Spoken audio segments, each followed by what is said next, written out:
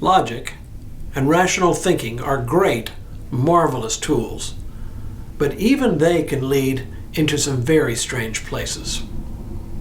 Hello, I'm Stuart Baskin, pastor of First Presbyterian Church of Tyler, Texas.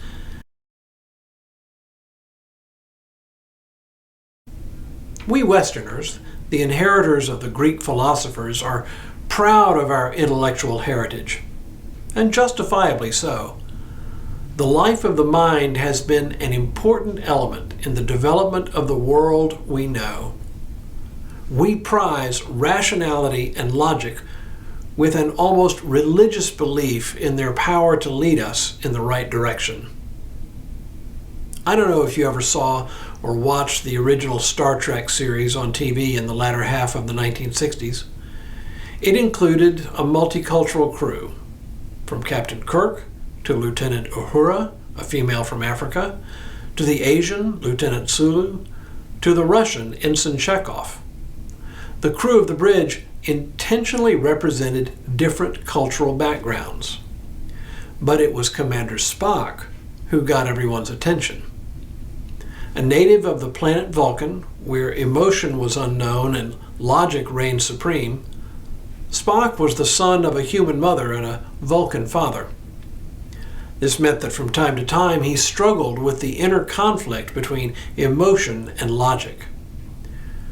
I say this to illustrate how important logic is to us. Spock is depicted as the always wise, always cool under pressure ideal of the supremacy of logic. But logic has its limits, as the Apostle Paul notes in Romans. He has an extended discourse on the place of the law, that is, Jewish law, in the life of faith.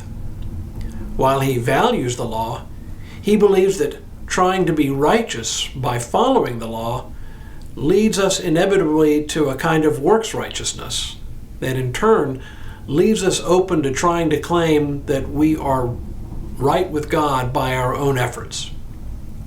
The result, Paul believes, is that sin abounds. But, he says, where sin increases, grace abounds all the more. And grace, of course, is a good thing. Now let's follow that logic for a moment. Wherever sin is, there grace is also. And the more sin, the more grace. And since grace is a good thing, wouldn't we want more of it? If so, it logically follows that the way to introduce more grace into the world is through sin. Therefore, let sin abound. It is certainly logical, isn't it? But Paul has an immediate response to this logic, as if anticipating what his readers in the Church of Rome will logically conclude. He says, "What then are we to say? Should we continue in sin that grace may abound? By no means. How can we who died to sin go on living in it?" Just because it logically follows that in order to increase the amount of the good thing we call grace, that we should continue in sin, does not make it true. It is a false logic.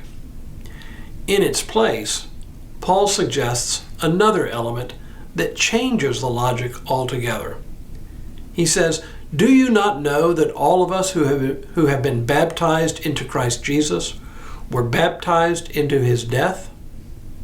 Therefore, we have been buried with him by baptism into death, so that just as Christ was raised from the dead by the glory of the Father, so we too might walk in newness of life." When we are baptized, we die to sin through the death of Jesus Christ. And in his resurrection, we have the possibility of new life. Can we on our own avoid sin? Of course not. But just because we continue in our sin is no justification for celebrating it. It's like the person on a diet who blows the diet one day and then just gives up on it altogether. Much better to treat that extra piece of cake as an aberration than to give up on the diet altogether. so also in the life of faith. Just because we sin doesn't mean we should give up trying to live the Christian life. Look, there's nothing wrong with logic, but just know that even logic in the hands of us fallible human beings is flawed.